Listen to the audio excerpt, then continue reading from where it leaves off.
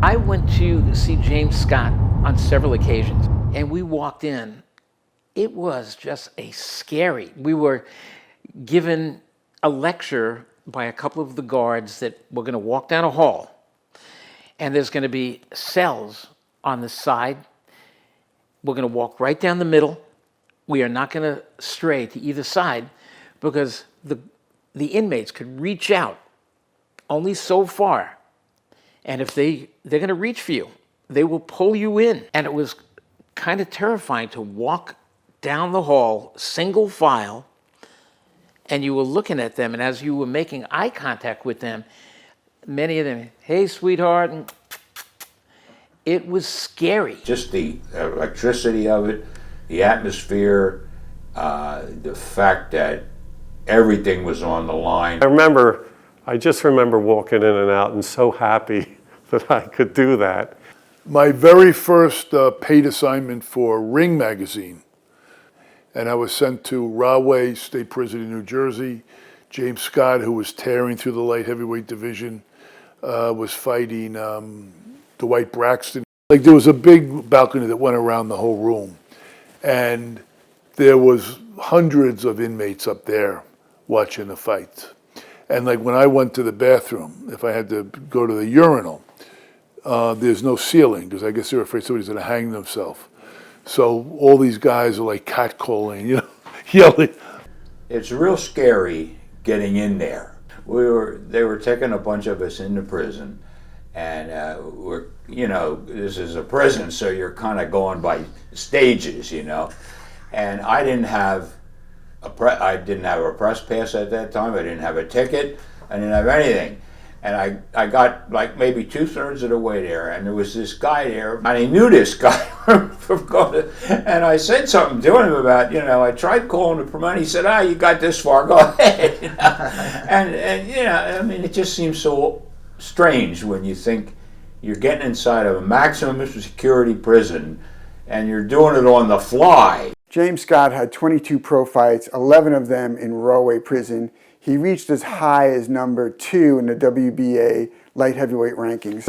You wouldn't want to be in there. I never felt really claustrophobic. I remember the guy that came with me said he felt very claustrophobic in there. But you realize just how dangerous that place can be.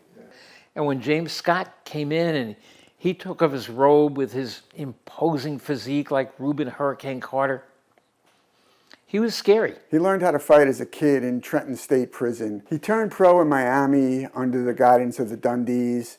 He won a bunch of fights down there. Most notably, he beat contender Jesse Burnett. But then on a trip back home to New Jersey, he got arrested for robbery and murder. It was still a scary feeling because it was just like so primeval. And I remember when we were leaving, these prisoners were all up in this like kind of elevated, and it was just a strange kind of moaning sound. These people are leaving, and we're staying here. When he was in Rahway, he had a very progressive warden. His name was Robert Hattrick. And he decided to allow James Scott to start a boxing program. After a few wins, Scott started writing letters to promoters and television outlets, and no one wanted to take a chance on him except for Murad Muhammad. And Muhammad ended up promoting him in the early stages. I went to see James Scott on several occasions. One was when my buddy, Eddie Mustafa Muhamamd, fought him, and I had to be with Eddie. I was with Eddie through most of his career, and I promised him I was going to Rahway. The big fight for Scott that really put him on the map was his win in 1978 over Eddie Gregory, who was later known as Eddie Mustafa Muhammad. Eddie was the #1 ranked contender in the WBA at the time. He came into Rahway and lost a decision to James Scott.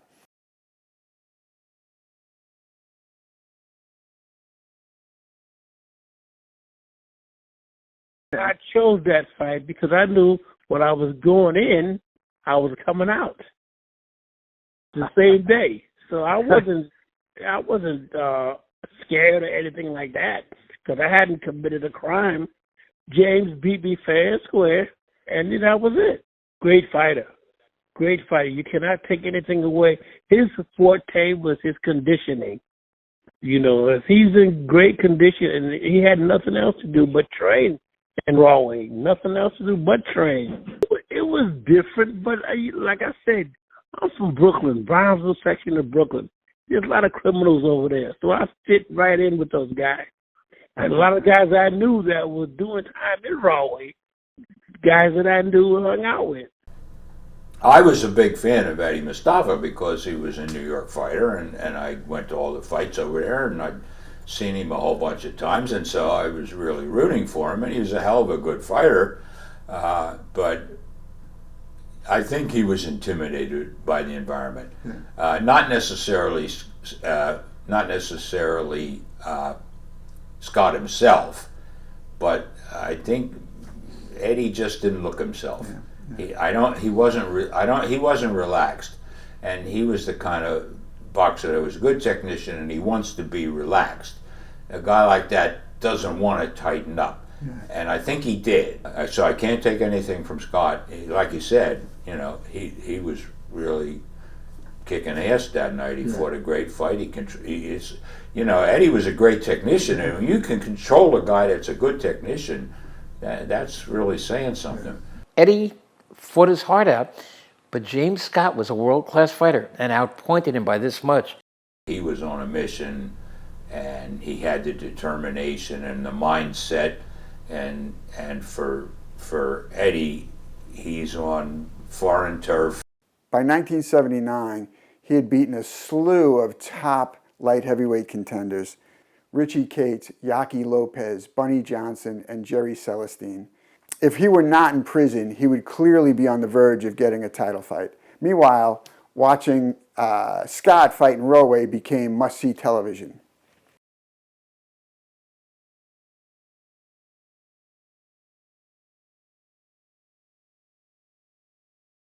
James Scott. That was experience, you know. My father-in-law, he didn't want me to fight because I got the flu. Little bit, there's no excuses. No, never. I've never make excuse. But when I go to Rahway State Prison, we get call phones, you know, through in my room, you know, and I don't know who called, you know, but they tried to intimidate me. No, man, I mean, you know, I get inside and there's very scoopy because every 10 feet, you know, automatic gates open. I say, oh, shit. Yeah, but I mean, you know, when I get in the ring and everything was fine because I hit him good. I hit him with some body shots, and his eyes, you know, they just get red, you know, all red, and oh boy. But I mean, you know, there was another fight. The inmate, you know, all the inmates, you know, and you know, some you know, they go Yaki, and some, you know, James. Oh, that was good. I mean, So you had fans in there. excuse me? You had fans inside the prison. Yeah, yeah. Was it an intimidating place to fight in? Well, no, I mean, all depends on the fighter. I mean, we know this how work, and we go to work any place. There's a job for us. That's how I look at it.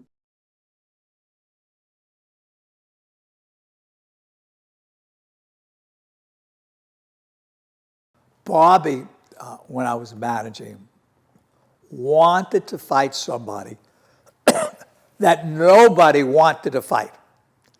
James Scott, a mean son of a gun, that was an inmate that was in prison in Rahway.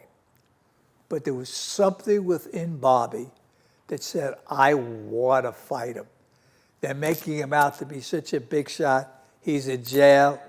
Okay, he intimidates guys. I'm not intimidating him at all. Dennis, let's make a fight. My father was a top-rated light heavyweight for many years. In 78, 79, his career was winding down, but he was looking for one more shot. And he was offered a fight against James Scott, and he took it. You know, as a kid, you know, I thought my father was invincible. I thought he was Superman. He had boxed since 1963 and had been a rated contender for most of his career. But I saw James Scott on TV, and I was very apprehensive as a 14-year-old kid, thinking that my father was going to go into Rahway and fight James Scott. But he agreed to the fight, and then at some point, shortly after that, they canceled the fight. They said no fight. And what he ultimately found out, because James Scott couldn't get enough southpaw sparring in Rahway, they canceled the fight, which left my father very bitter, very upset. He saw a win over James Scott as an opportunity to finally get a title fight after all these years. He had never gotten a title fight, and that's why he wanted the fight so badly. My father's manager towards the end of his career was Dennis Rappaport, who had managed Eddie Davis and Jerry Cooney and Howard Davis and all the top Long Island fighters. So it made sense with my father to go with Dennis. So Dennis had this idea that they were going to go to Rahway and picket outside of the prison to try to induce James Scott into fighting my father, Irish Bobby Cassidy. I said, Bobby, how many guys could you get together? He said, I could get together a lot of guys. I said, let's have plackets. Scott's afraid to fight Cassidy. Oh, we want in. Let us into Rahway. Prison break-in.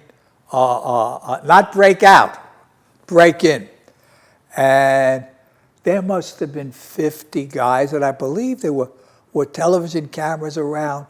Wayne Kelly was there. Oh, there was a whole bunch of guys. Some guys from boxing, some guys that they were just friendly with him and he knew. And we were loud and outside and causing a mild commotion. Okay. And then somebody, I believe it was from the prison, said, we're going to check out for outstanding warrants. Okay. The next thing, I said, check out whatever you want. We want Scott. Let Scott not hide behind the prison walls. We'll come into Rahway, and Bobby will say, fight him. And Bobby said, I'll fight him today. I'll fight him now. Okay? And next thing I know, they said they're going to check for warrants. And I'm glued to the guy. I turn around. There's myself, there's Bobby, one other guy, and my cousin Bruce. It was like Houdini. They disappeared. Somehow they must have been a lot of warrants that they never showed up for court. These were the posters that my father and his friends used when they picketed outside of Rahway State Prison. You can see what they say. James Scott, scared straight, wanted, Cassidy versus Scott. This was the whole adventure when they all went up there to try to get him a fight. And remember, that wasn't breaking out. We were trying to break into Rahway.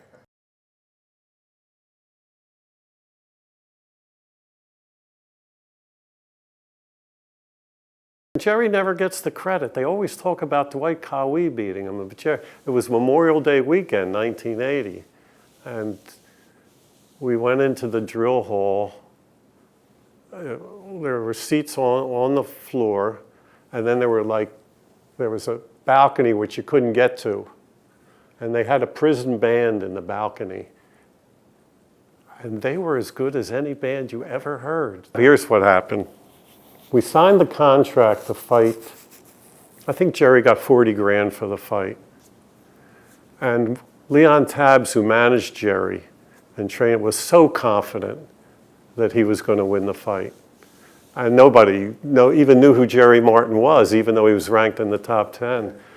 And we're sitting in the cell. It was like the death row cell. And 15, 20 minutes, a half hour before we were supposed to go out, King's men came in with a contract for 3 options. Options had never been discussed. And They shut, and I said, we're not doing this. Forget about it. And then they went to Ferdy Pacheco, who was the NBC. NBC was televising. And King threatened to cancel the fight if we didn't sign 3 options. So Pacheco came into the back and he pulled me aside and he said, look at all I've done for you. I put Curtis Parker on TV for you. He said, you got to do this. So I didn't have a choice. We had to sign the options, and we go out there, and who's in Scott's corner but Pacheco? He was the cut man. So, but Jerry went out there, and the band was great, and he knocked him down in each of the first 2 rounds, and he won to me easily. But I remember Bob Lee told me later, because he was the commissioner at the time, that King nudged him and said, "This looks like a draw to me," and Bob Lee said, "Forget it, Don." And then that night, but I just remember walking in and out and so happy that I could do that. We went to we went outdoors and ate at some restaurant. Now Jerry was from Antigua, and he'd been in jail a few years earlier for coming over with illegal papers. And some of his countrymen from Antigua came over to the bench, like the picnic bench we were sitting on eating on, and they gave a speech. They were so thankful and grateful for what we had done for their country. It remains probably one of my top 10 moments in my career, that day in Rahway.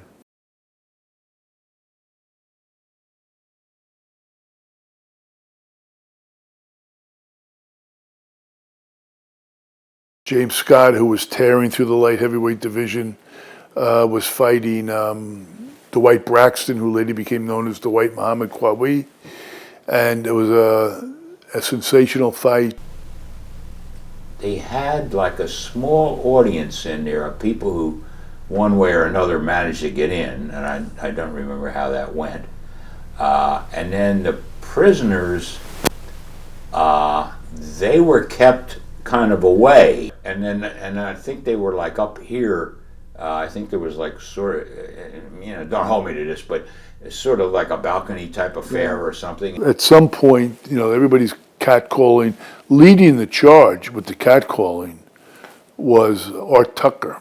He was an inmate, and he was the biggest mouth. He was hooting and hollering and screaming and making fun of everybody.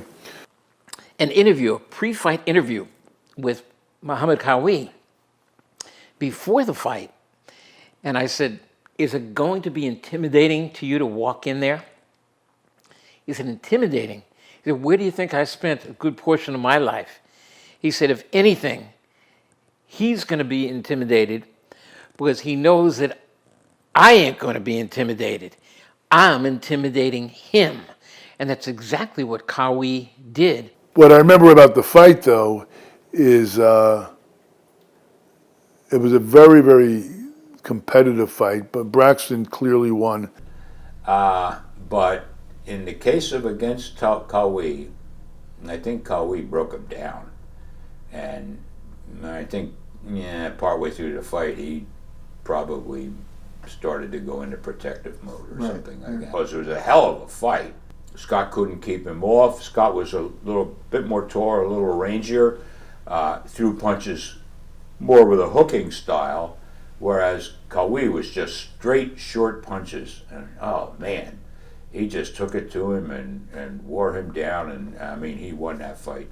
But at the end, we got to go to James Scott's cell, or not as, I don't think it was a cell, but it was a cell type space where they let him hold court for an hour or two with the press.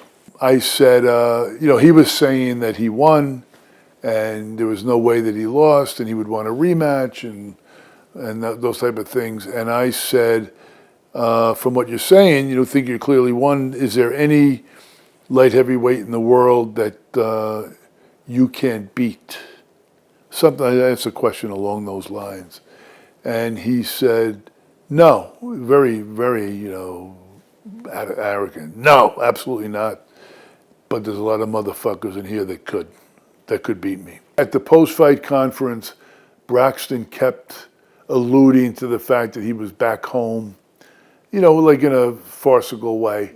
But he did mention that they used to spar a lot, but that I always knew this would happen if we ever fought. But they weren't together when he was saying this. If they were, there might have been some bad blood. In the end, the WBA was put in a very difficult position, right? Do they give James Scott a title fight? Because clearly he had seemed to have earned it. But at a certain point, the WBA starts to backtrack on James Scott and basically say, we're never going to give you a title fight. How could we justify giving a man who is in prison for murder a shot at the title? If they were never going to give him a title fight, they should have never ranked him. And Eddie Gregory, Eddie Mustafa Muhamamd, would say later that once he won the title, he wanted to give a rematch to James Scott. He felt he earned the rematch, and Eddie felt it was unfinished business for him. They did wrong by him because, number one, he beat me fair and square. He beat me fair and square, and I was going to give him a shot, but they said if I was to give him a shot, they would suspend me. Really? Being world champion. So I Wow. couldn't give up my title. Wow. So you offered to give him a rematch, and the WBA said no. Yeah, exactly. Of course, we don't know what goes on with any inmate, whether they can. We know he was put in there for some pretty heinous crimes, but the fact is, his record, and I had checked with the warden at Rahway, they said his record was impeccable. He would be the one to sometimes break up fights, stop fights from happening, and he really became just a very respected member of their community. And then they let him fight, and then he did become a contender, a top contender, an unbeaten fighter at one point, and I saw no reason, if he could go that far with that kind of record, being an impeccable one in prison and then doing what he did in the ring with basically very little training on his own, doing push-ups and everything else, hitting the bag there, very little sparring, and yet becoming the #1 contender, he should have been given a title shot. I truly believe in rehabilitation, and I believe with everything, and I did several interviews over the phone with James Scott, and maybe you can call me gullible. I believe that James Scott was fully rehabilitated.